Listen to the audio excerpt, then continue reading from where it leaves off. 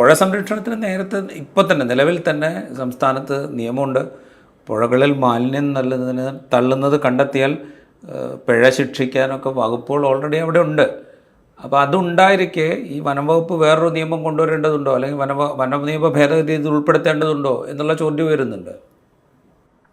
അത് വളരെ പ്രധാനപ്പെട്ട ഒരു ചോദ്യമാണ്. നമുക്ക് എന്താണ് മറ്റു വകുപ്പുകളും വനം വകുപ്പും തമ്മിലുള്ള ഒരു പ്രധാനപ്പെട്ട വ്യത്യാസം എന്താണ് എന്നുകൂടി പറഞ്ഞാലേ ആ ചോദ്യത്തിന്റെ ഉത്തരത്തിലേക്ക് നമുക്ക് വരാൻ പറ്റും. നമുക്കറിയുന്ന പോലെ തന്നെ വനം വകുപ്പ് ഒരു കൊളോണിയൽ സമയത്ത് രൂപീകരിക്കപ്പെട്ട വകുപ്പാണ്. മാത്രമല്ല അത് കൺകറന്റ് ലിസ്റ്റിലുള്ള കാര്യമാണ്. കേരളത്തിന് മാത്രമായിട്ട് പല തീരുമാനങ്ങൾ എടുക്കാൻ പറ്റില്ല. കേന്ദ്ര സർക്കാരിന്റെ അനുവാദം കൂടി ഉണ്ടെങ്കിലേ പല തീരുമാനങ്ങൾ എടുക്കാൻ പറ്റുള്ളൂ.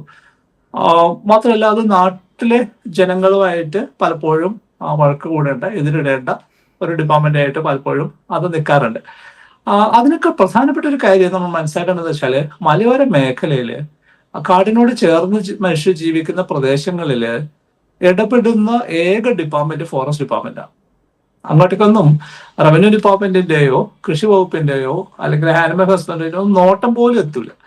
അവിടെ ഏതെങ്കിലും തരത്തില് മനുഷ്യൻ ചെയ്യുന്ന കാര്യങ്ങളെ ഒരു ഒഫൻസ് ഡിക്റ്റേറ്റ് ചെയ്യുന്ന, പ്രോസസ് ചെയ്യുന്ന ഏക ഡിപ്പാർട്ട്മെന്റ് വനംവകുപ്പാണ്.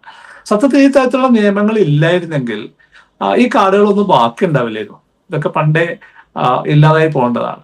ഇത് വനംവകുപ്പ് ഒരു പ്രത്യേക സ്റ്റേച്ചറിൽ നിൽക്കുന്നതുകൊണ്ടാണ്. അതൊരു കൺകറന്റ് ലിസ്റ്റിലായതുകൊണ്ടും ദേശീയ തലത്തിലുള്ള നിയമങ്ങൾ ബാധകമായതുകൊണ്ടും ഉദ്യോഗസ്ഥർ തന്നെ ദേശീയ തലത്തിൽ റിക്രൂട്ട് ചെയ്യപ്പെടുന്ന ഉദ്യോഗസ്ഥർ അതിന്റെ മേൽ ഓഫീസേഴ്സായിട്ടൊക്കെ ഉള്ളതിന്റെ ഒരു കാരണം കൊണ്ടാണ് ഫോറസ്റ്റ് ഡിപ്പാർട്ട്മെന്റ് വളരെ ഡിഫറെന്റ് ആയിട്ടുള്ള ഒരു ഡിപ്പാർട്ട്മെന്റ് ആയിട്ട് നിൽക്കുന്നത്.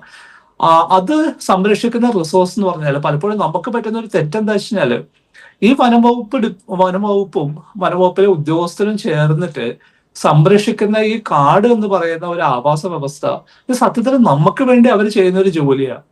ഇവിടെ ജീവിക്കുന്ന സാധാരണ മനുഷ്യന്റെ ശുദ്ധവായുവും ശുദ്ധജലവും ശുദ്ധമായിട്ടുള്ള ഒരു ആവാസ വ്യവസ്ഥയും കാലാവസ്ഥയിൽ വലിയ മാറ്റങ്ങൾ വരാതെ നോക്കാനൊക്കെ പറ്റുന്ന തരത്തിലുള്ള നമുക്ക് ആവശ്യമുള്ള ഒരു റിസോഴ്സ് പ്രൊട്ടക്ട് ചെയ്യാനാണ് ഈ വനംവകുപ്പ് ഉദ്യോഗസ്ഥർ ശ്രമിക്കുന്നത്. അല്ലാതെ അത് അവരുടെ വ്യക്തിപരമായിട്ടുള്ള ഒരു താല്പര്യമല്ല, അല്ലെങ്കിൽ ഒരു വകുപ്പിന്റെ താല്പര്യമല്ല.